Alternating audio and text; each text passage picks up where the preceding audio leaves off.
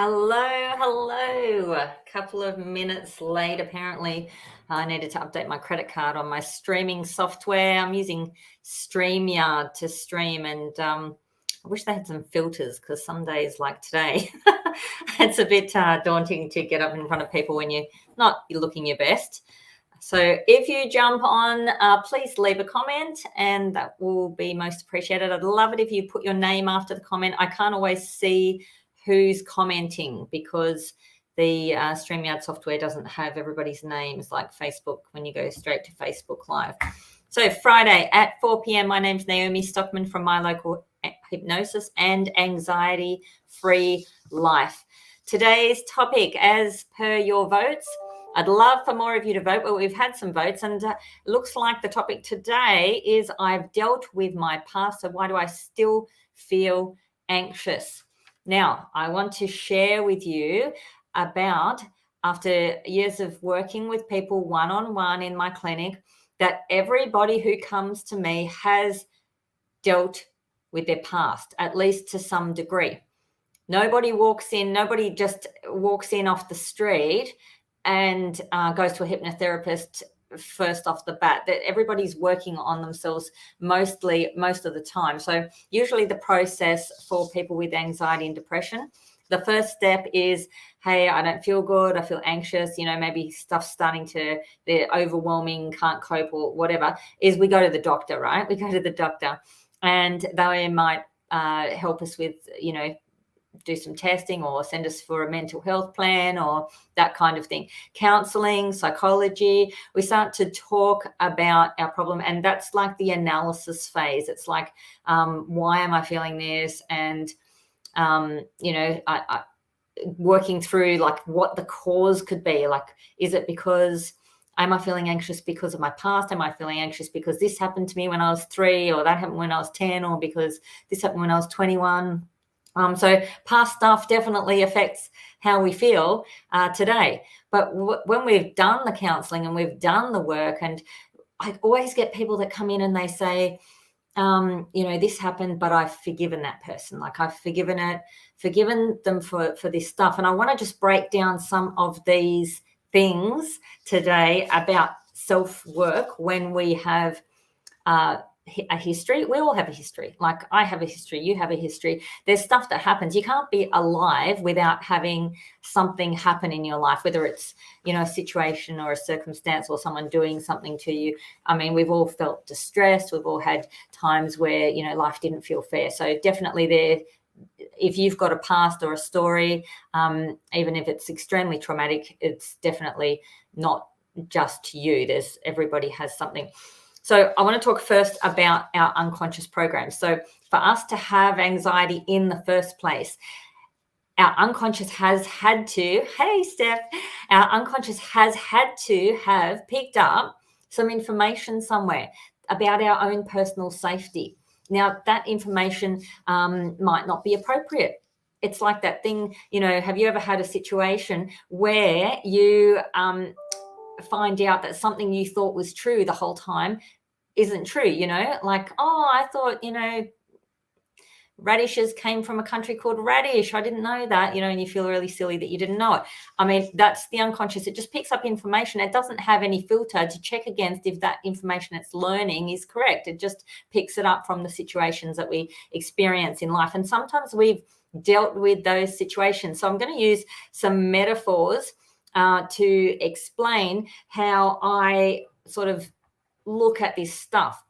Because if you think about it, the stuff that's happened, it's like, imagine when you live in a house and you've got your stuff, right? And when stuff happens that's not great, it might make mess. Like, you might have mess in your house, and maybe like someone, let's imagine you've got a desk full of papers and the papers go flying, and someone pulls the linen closet apart and drops it on the floor, and the dishes get dirty and stuff. Okay, so that happened. Counseling is like where you take all that mess and you go, what is this? It's a towel.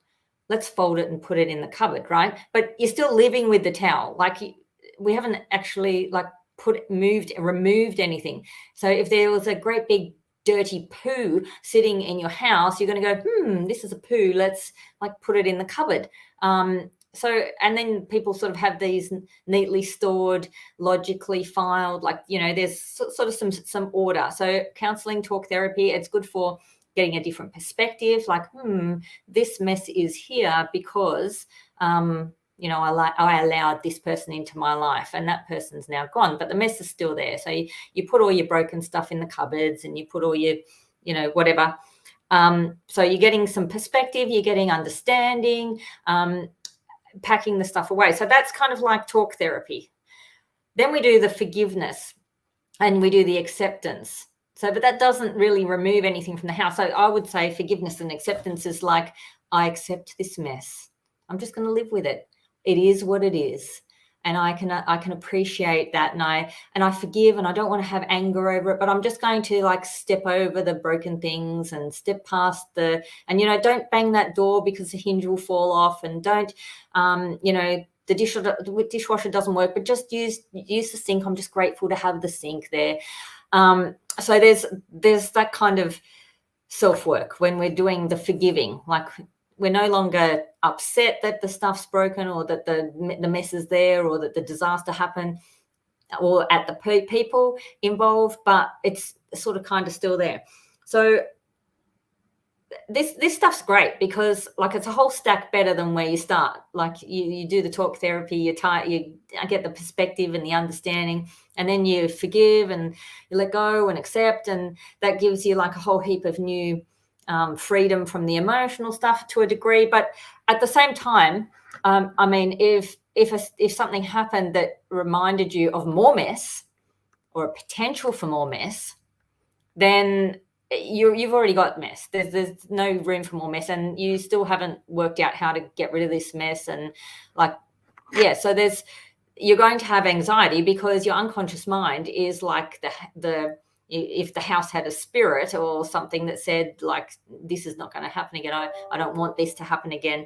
And so it kind of will cause an elevation. So put you into guard mode, like, where everything is hyper vigilant. So what we need to do to overcome anxiety is not just do the talk therapy, not just do the forgiving, but also we need to understand, and we do this unconsciously, this mess isn't mine. It's not my mess. My house, yeah, not my mess. It never was my mess, and it's over. It's over. And I don't actually have to live in this mess. Back a trailer up. Let's get this crap out into a skip bin. No way am I going to live like this. Even if this mess was mine, even if it was me who made the mess, it's not me now who made the mess. I mean, imagine me having to live in the mess that I created when I was like 20 years ago. That's not me now. That was me then. I don't want to live with that mess. And a lot of people sort of don't distinguish between the fact that we are actually a completely different person now to what we were in the past. So having that past, present, not my mess, it's not your mess today. No matter how it got there, it's not your mess right now, or it can be not your mess right now. So we need to imagine, if you can, that in this big metaphor that I'm using, that we hire a skip bin, and we don't just fold it up and put it in the cupboard or sweep it to the thing or put a big piece of silver tape over the thing that's broken. We actually go, no, this is not I'm not having this in my life from now on. And we put it in this skip bin, and a big truck comes and takes it away. And it's not that you're deleting the memory. It's not that we're denying it ever happened or anything like that. It's just the fact that I don't need this in my life today. I know it's over.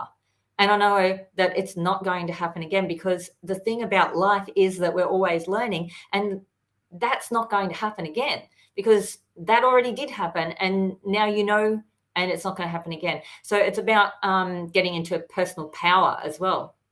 Personal power about, I don't walk down the street worrying about whether or not I'm going to wet my pants, which I might have worried about when I was 3, because I know that I'm now capable of finding a bathroom, if that's a good analogy. I'm not sure if it is. So all this stuff affects our just backtracking again, the unconscious mind runs the body. The unconscious mind is the domain of the emotions. The unconscious mind will repress memories in order to keep us safe. It will repress memories of things that we're not able or ready to cope with. And it will also bring them up for resolution at a time when is appropriate. And sometimes we don't agree when that time is. I mean, sometimes it's like, you really want to bring that up now? Like, I don't agree with you. That's not the right time. But the unconscious mind says, yep, that's coming up now. So these are all things that are, part of studies, that this is not stuff I'm making up. So yeah, that is, if you look at the prime directives of the unconscious mind, stores memories in a sort of like a timeline kind of thing. And Gestalt therapy looks at that too. So there's associations between links of similar things. So our mind automatically chains stuff together. So if you've got mess in your past, that you've resolved, your unconscious mind has the ability to now link that experience, regardless of if you've forgiven it, regardless of if you've talked about it for a million hours with the psychologist, it can link that to something else. And the things that it can link to are incredibly amazing. So like an obvious, very obvious, like that we can recognize with our conscious mind would be if you've had a very awful experience, say with a man or with a dog, then, you could think, well, it would make logical good sense for me to have this trigger.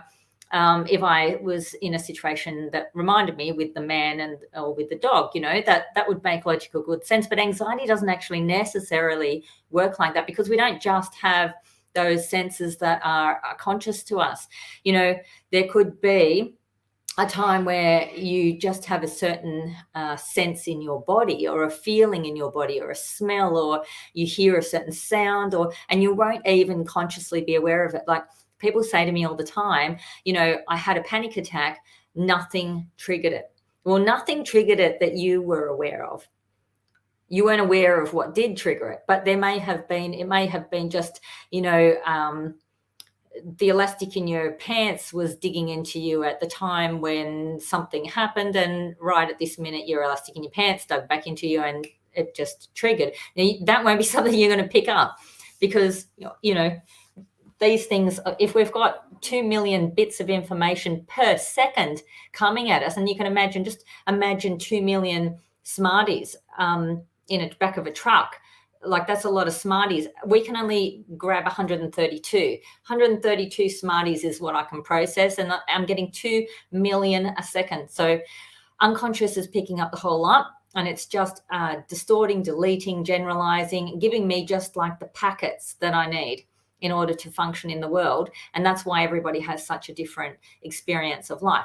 The next thing to think about is that trauma is stored in the body.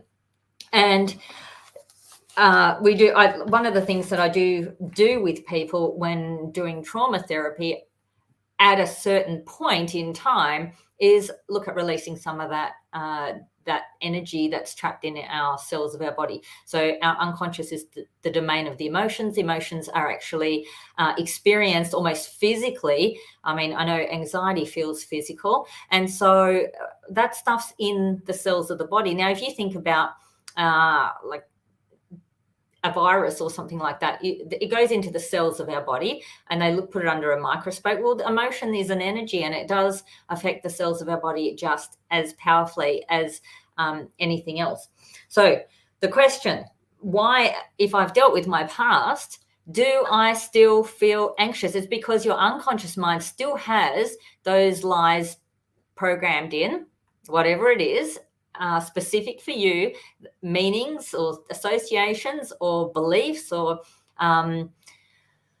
whatever it is that is specific to that, and it's still trapped into your body somehow. The link's still there. So there's still stuff going on that is causing the body to upregulate when you have certain situations, thoughts, senses, times of day. God, it could be absolutely anything. We wouldn't be able to pick it. It's like, have you ever had one of those things where people do an elimination diet, It's like, I get this rash. Okay, when do you get it? Well, I get it sometimes. Well, what have you eaten? Well, I've tried figuring it out. I don't know. It's like, I cut everything back to just eating rice and it went away. And then we started adding stuff in, and then we went for dinner and somebody, took me to a seafood buffet, and then I gave up after that. But there's, it's usually when we do with the unconscious, it's similar. It's like you've got an unconscious elimination thing, is it this, is it that? But